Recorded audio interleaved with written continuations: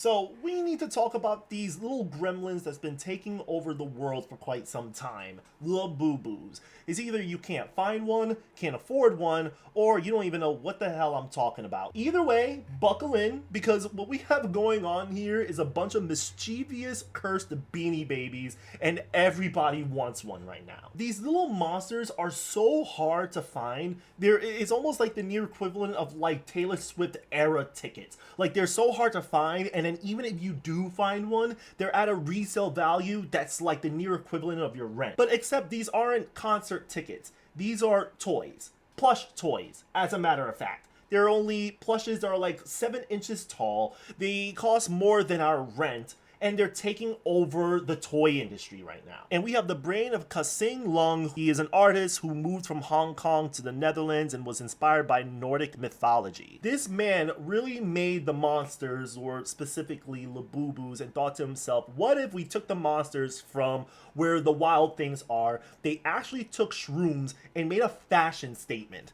This is where the Labubus kick in. To be very clear, you have the monsters, and then the monsters comes the Labubu. So the monsters is basically a whimsical line of a whole bunch of creatures with different designs and characters, of course, and you have a Labubu specifically that kind of leads the whole pack from my understanding. Well, not really a Labubu. This specific one is known as a Zamomo. Now, the reason why I say this so specifically is because Labubus are actually girls, and then Zamomo is a boy. He's the leader or the chief of the pack, and he's usually like 2 times taller than the Labubus. So it's something to keep in mind the next time you're talking about Labubus and everything, because you may look at one and it says Zamomo and you're thinking to yourself, wait, what's the difference between the two? Plus, the Momo tends to have like a darker color of like hair or fur, whereas a lot of Labubus take on a more colorful set. But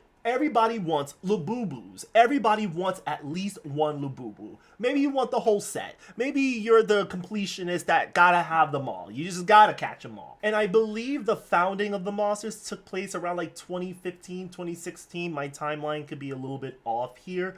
But then he signed an exclusive deal to PopMart around like 2019, 2020. With the popularity of the monsters and Labubus, Kasing would then sign an exclusive deal with PopMart, and then around 2023 they would release like the first version of the Labubu set, known as the Macaroon series. The Macaroons, they would basically be like blind boxes, and it would be like 7 inches tall, and there would be keychains. So it was something you could put on your key ring, you could put it on your purse, you could put it on your backpack. Like, these things were adorable. They were just small enough that you could attach to your purse or to your backpack, but they were big enough to the point that they would start a toy industry arms race. Now, don't get me wrong, the Macaroon series was an absolute success. Like, they saw money just flowing in. You can argue that Kasing signing in with PopMart was the turning point, but you can also argue that the biggest turning point in the whole Labubu saga was when Blackpink's Lisa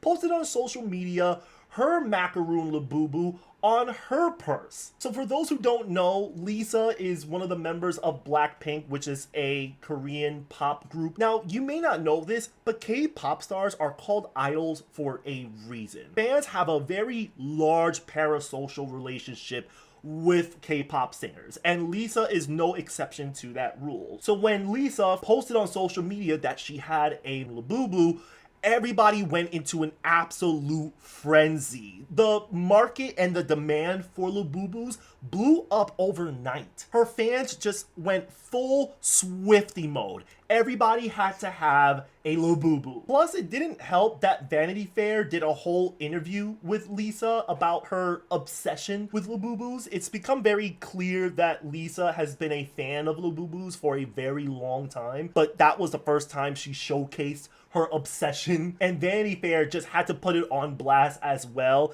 and that just solidified Labubu's popularity. It got so big, like China was embracing its popularity, Thailand got into it, of course Korea got into it, the United States heard about it, they wanted to get in on the trend. It became a global trend. You would have locals and tourists alike that would just line up for a PopMart opening, a grand opening even, like as if you thought people were lining up for like a theme park at Disney. Now, of course, with all good things, there have to be some bad things going on, right? Of course, there has to be some counterfeits. There are going to be scammers as well as scalpers. When you go to the PopMart website, they're all sold out. You look up Labubu, the entire page is filled with little labels that say sold out. You can go to third-party vendors, you can go to eBay, you could go to StockX for instance, but even then, they're reselling it at double, triple, even quadruple the value.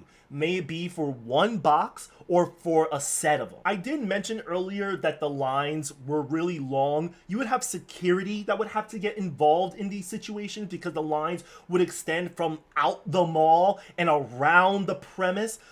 Like, it's so crazy. Like, I don't even think Funko Pops have ever reached that level of anticipation for a product. Like, the popularity was so big and the scamming got so serious that even the Thailand government had to issue a warning to the public on the scams going on around Labubus. You even had one couple that got arrested for racking up nearly $60,000 in US currency in fake pre-orders for Labubus.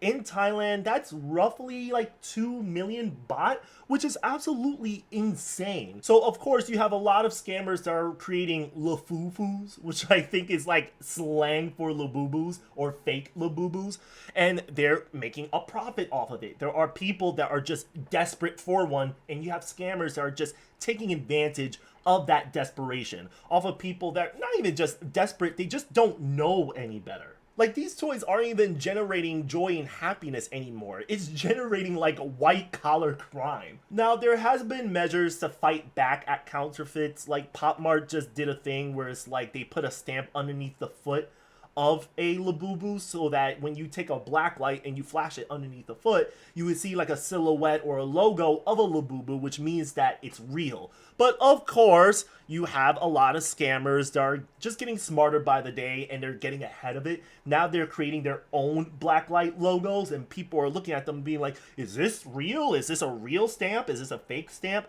And you're going to see a lot of things on YouTube and even TikTok, Instagram that are showing you many ways that you can tell if a Labubu is fake. Like, it's so crazy. It has to be heartbreaking to hear someone buy a Labubu for an X amount of dollars only to get like a fake one. Like, it's not even a Labubu, it's just a gremlin in cosplay, and they probably spent like $100 just for one. Labubus aren't just toys anymore. It's become a cultural movement. It's a financial mistake, and at the same time, they're demonic smurfs with a resale problem. Yet, I still want one? Like, I've seen these in person before, and before when I was looking it up online, I was like, okay, like, they're okay, like, that's about it. But then I've seen them in person, I actually felt one, I'm like, oh, like, it tugged at my heartstrings a little bit. I was like, oh, these little shits are actually kind of cute. Like, maybe I want one or two. But now my problem with getting one is that there are elusive little shits. Like, these are crazy little beats that they're just hard to get. Like, I'm stuck in that,